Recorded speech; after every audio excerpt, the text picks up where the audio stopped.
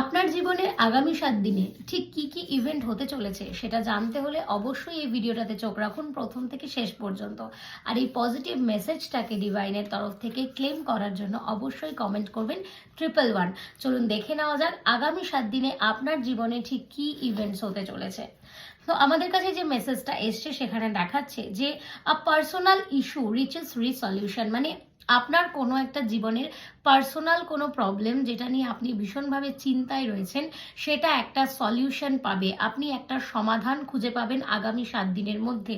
এছাড়াও লিখেছে you are very close to achieving your goal, মানে খুব তাড়াতাড়ি আপনি আপনার যে গোল সেট করেছেন সেই গোলের দিকে আপনি অনেকটাই এগিয়ে যাবেন এই আগামী 7 দিনের মধ্যে।